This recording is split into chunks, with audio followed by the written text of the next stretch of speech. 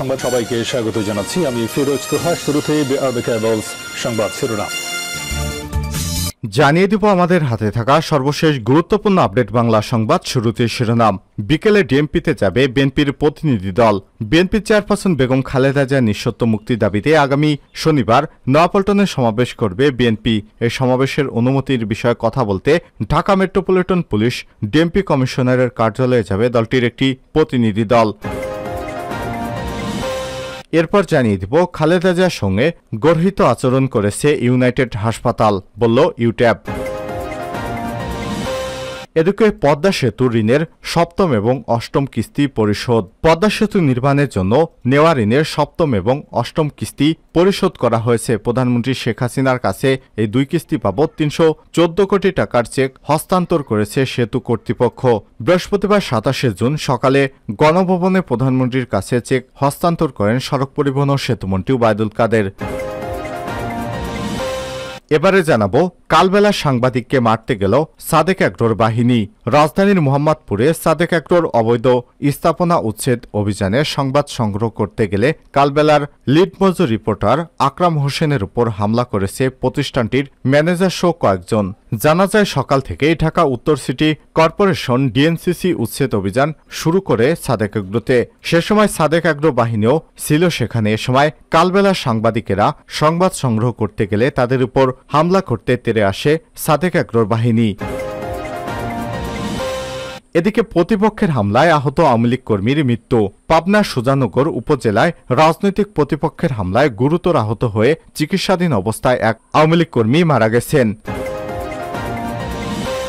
এবং সর্বশেষ জানিয়ে দিব, ইমরান খানকে যে আহ্বান জানালেন শেহবাজ শরীফ। পাকিস্তানের সাবেক প্রধানমন্ত্রী ইমরান খান সম্প্রতি কৌশল বদলের ঘোষণা দেন। এরপর তার জালে পা দিয়েছে দেশটির বর্তমান প্রধানমন্ত্রী শেহবাজ শরীফ। সংলাপের জন্য রাজি হয়েছেন তিনি। পাকিস্তানের সংবাদ মাধ্যম ডনের এক প্রতিবেদনে এসব তথ্য জানানো হয়েছে। প্রিয় দর্শক, এতক্ষণ শুনছিলেন সংবাদ শিরোনাম, এবারে বিস্তারিত। তবে তার আগে বন্ধুরা, অনুরোধ থাকবে আপনি কোন স্থান থেকে আমাদের সংবাদটি দেখছেন কমেন্ট করে জানিয়ে দিন। এই ভিডিওটি আপনার বন্ধুদের মাঝে শেয়ার করে দিন ফেসবুকে। আর বন্ধুরা, অনুরোধ থাকবে এই ভিডিওটিতে একটি লাইক দিয়ে আমাদের সঙ্গেই থাকুন। কমেন্ট করে জানিয়ে দিন এই সংবাদটি সম্পর্কে আপনার মূল্যবান মতামত। এবারে বিস্তারিত। বিকেলে ডিএমপিতে যাবে বিএনপির প্রতিনিধি দল। বিএনপির চেয়ারপারসন বেগম খালেদা জিয়ার নিঃশর্ত মুক্তি দাবিতে আগামী শনিবার নয়াপল্টনে সমাবেশ করবে বিএনপি। এই সমাবেশের অনুমতির বিষয়ে কথা বলতে ঢাকা মেট্রোপলিটন পুলিশ কমিশনারের কার্যালয়ে যাবে দলটির একটি প্রতিনিধি দল। বৃহস্পতিবার ২৭ জুন বিকাল ৫টায় পুলিশ কমিশনারের কার্যালয়ে যাবে প্রতিনিধি দলটি। বিএনপির মিডিয়া সেলের সদস্য সাইরুল কবির খান বিষয়টি নিশ্চিত করেছেন। প্রতিনিধি দলে থাকবেন বিএনপির চেয়ারপারসনের উপদেষ্টা কাউন্সিলের সদস্য আব্দুস সালাম, যুগ্ম সদস্য সচিব শহীদুদ্দিন চৌধুরী আনি, প্রচার সম্পাদক সুলতান সালাউদ্দিন টুকু। এর আগে সমাবেশের অনুমতি চেয়ে গতকাল বুধবার ডিএমপি কমিশনার বরাবর আবেদন জানিয়েছে দলটি। এই অনুমতির বিষয়ে জানতে আজ বিএনপির একটি প্রতিনিধি দল ডিএমপিতে যাচ্ছে। খালেদা জিয়ার সঙ্গে গর্হিত আচরণ করেছে ইউনাইটেড হাসপাতাল, ড্যাব। চিকিৎসকদের সংগঠন ডক্টরস অ্যাসোসিয়েশন অব বাংলাদেশ ড্যাব বলছে, বিএনপি চেয়ারপারসন এবং সাবেক প্রধানমন্ত্রী বেগম খালেদা জিয়ার সঙ্গে গর্হিত আচরণ করেছে ইউনাইটেড হাসপাতাল। পাশাপাশি খালেদা জিয়ার শারীরিক অবস্থা নিয়ে গভীর উদ্বেগ প্রকাশ করেছে ড্যাব। এক বিবৃতিতে সংগঠনটির সভাপতি অধ্যাপক ডক্টর হারুন আল রশিদ ও মহাসচিব ডক্টর মোহাম্মদ আব্দুস সালাম এসব কথা বলেন। তারা বলেন, সময়ক্ষেপণ না করে অবিলম্বে খালেদা জিয়াকে মুক্তি এবং বিদেশে উন্নত চিকিৎসার সুযোগ করে দেওয়ার আহ্বান জানায়। বিবৃতিতে তারা বলেন, খালেদা জিয়া গত শুক্রবার ২১ জুন গভীর রাতে গুরুতর অসুস্থ হলে ইউনাইটেড হাসপাতাল কর্তৃপক্ষ এর নিকট অ্যাম্বুলেন্স এবং জরুরি জীবন রক্ষাকারী ওষুধের সহযোগিতা চাওয়া হয়, কিন্তু ইউনাইটেড হাসপাতাল কর্তৃপক্ষ তা সরবরাহ করতে অপারগতা প্রকাশ করে, যা মারাত্মক বিবেকবর্জিত এবং অমানবিক কাজ।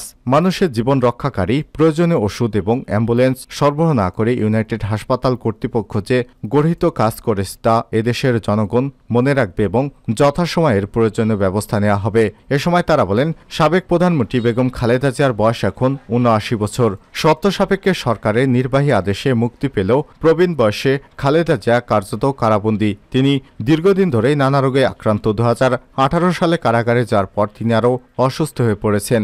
দীর্ঘ 4 বছর তার যথাযথ কোনো চিকিৎসা হয়নি। কারাগারে অমানবিক পরিবেশেও তিনি অনেক নতুন নতুন রোগে আক্রান্ত হয়েছেন। হার্ট, লিভার, কিডনি এবং চোখের সমস্যা ছাড়াও আর্থাইটিস এবং কোভিড-19 সংক্রান্ত কোভিড পরবর্তী জটিলতায় তার শারীরিক অবস্থা খুবই ঝুঁকিপূর্ণ। তাই এমন এক দেশপ্রেমিক রাজনীতিবিদের সামগ্রিক অবদান এবং বার্ধক্যের কঠিন সময়ের কথা বিবেচনা করে সরকার রাজনীতির ঊর্ধ্বে উঠে সময়ক্ষেপণ না করে খালেদা জিয়ার প্রতি মানবিক এবং সহানুভূতিশীল আচরণ প্রদর্শন করে বিদেশে উন্নত চিকিৎসার জন্য পাঠানোর জোর দাবি জানাচ্ছে ডক্টরস অ্যাসোসিয়েশন অব বাংলাদেশ, ড্যাব। পদ্মা সেতু ঋণের সপ্তম এবং অষ্টম কিস্তি পরিশোধ। পদ্মা সেতু নির্মাণের জন্য নেওয়া ঋণের সপ্তম এবং অষ্টম কিস্তি পরিশোধ করা হয়েছে। প্রধানমন্ত্রী শেখ হাসিনার কাছে এই 2 কিস্তি বাবদ 314 কোটি টাকার চেক হস্তান্তর করেছে সেতু কর্তৃপক্ষ। বৃহস্পতিবার 27 জুন সকালে গণভবনে প্রধানমন্ত্রীর কাছে চেক হস্তান্তর করেন সড়ক পরিবহন ও সেতুমন্ত্রী ওবায়দুল কাদের। সপ্তম ও অষ্টম কিস্তি বাবদ 314 কোটি 64,86,963 টাকা হস্তান্তর করা হয়েছে। পদ্মা সেতু নির্মাণে ব্যয় হয়েছে 32,605 কোটি 52 লক্ষ টাকা। এই নির্মাণ ব্যয়ের প্রায় পুরো অর্থই ঋণ হিসেবে দিয়েছে অর্থ বিভাগ। এর আগে গত 5 এপ্রিল প্রথম ও দ্বিতীয় কিস্তি বাবদ মোট 316 কোটি 90,97,050 টাকা পরিশোধ করা হয়। এরপর গত 19 জুন তৃতীয় এবং চতুর্থ কিস্তির 316 কোটি 2,69,093 টাকা এবং 2023 সালের 18 ডিসেম্বর পঞ্চম ও ষষ্ঠ কিস্তি বাবদ 314 কোটি 7,53,442 টাকা অর্থ বিভাগকে বুঝিয়ে দেয় সেতু কর্তৃপক্ষ।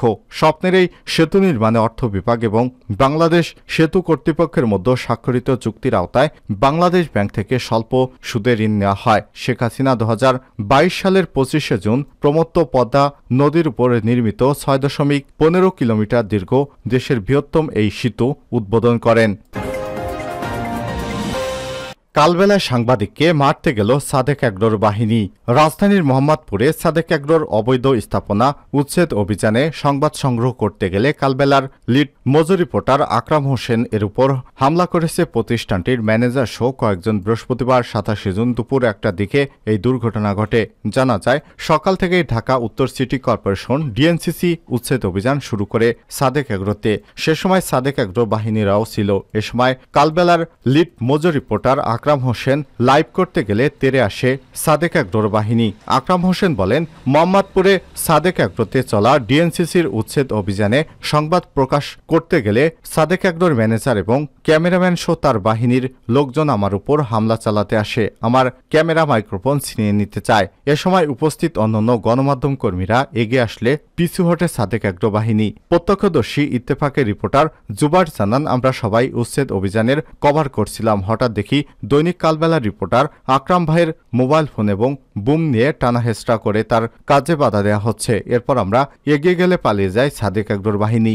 মর্নিং টাইমসের রিপোর্টে শামীম আহমেদ জানান, শুরু থেকে সাদেক অ্যাগ্রোর কয়েকজন কালবেলা রিপোর্টারের উপর ক্ষুব্ধ ছিল। সাদেক অ্যাগ্রোর অবৈধ স্থাপনা উচ্ছেদের সময় কালবেলা রিপোর্টার আকরাম হোসেনের লাইভে ছিলেন। তখন সাদেক অ্যাগ্রোর ম্যানেজার এবং কয়েকজন এসে ধাক্কা মেরে মোবাইল ফেলে দেয়। তখন আমরা কয়েক সাংবাদিক এগিয়ে গেলে তারা দৌড়ে পালিয়ে যায়। বৃহস্পতিবার 27 জুন গরু মাফিয়া শিরোনামে সংবাদ প্রকাশ করে দৈনিক কালবেলা। এই সংবাদ প্রকাশ হওয়ার পর বেরিয়ে আসে সাদেক অ্যাগ্রোর মাফিয়া কাণ্ড।